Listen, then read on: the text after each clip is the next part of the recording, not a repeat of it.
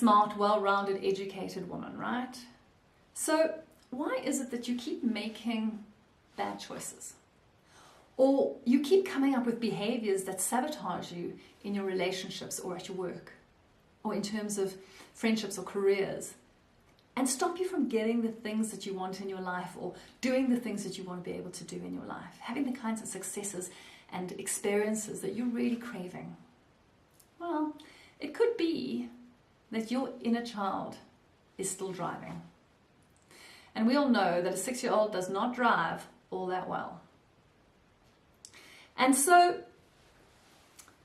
what we really need to do is we need to look at how this creation of ourselves happened over time, and how that little inner child is sitting in the driver's seat still and making these decisions for us out of a kind of an unconscious way of getting what it is that the child thinks that it wants. And what is it that a child really wants more than anything else, and we as adults still are looking for? It's two things. The first is that we want attachment. We want a sense of ourselves that we are lovable and that we are enough, and that other people see us for who that is, that lovable enoughness is, and that they can love and look after us, and that they can respect us, and that they will take care of us. And the other is that we want authenticity, and that is that we get to be the person that we are. We get to be ourselves.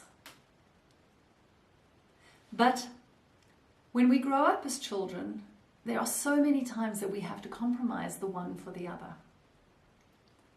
Because we actually fundamentally know that we cannot survive without somebody taking care of us when we're a child.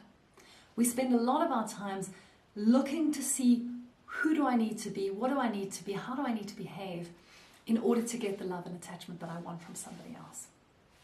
And hey, we're young, so we don't always get it right. In fact, mostly we don't get it right at all.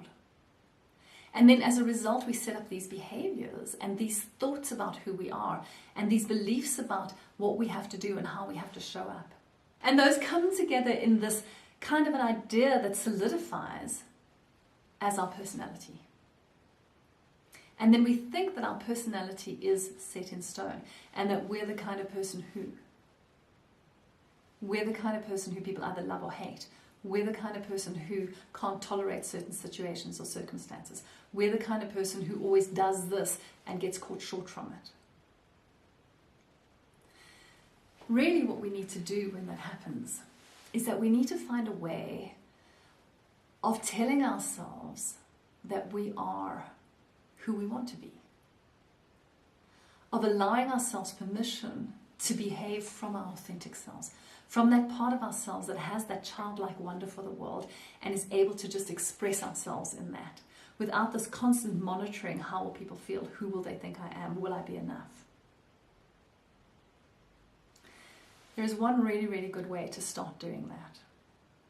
And this is how I do it, and this is what I recommend for you to experiment with and play around with and see what happens. We really need to think of ourselves as still being that really young child who's just looking to be okay.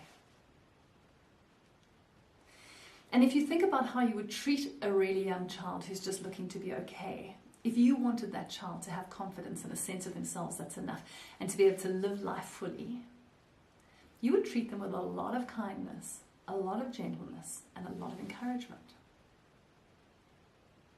Is that how you treat yourself now? Probably not. It's not how our society raises us to treat ourselves as adults, is it?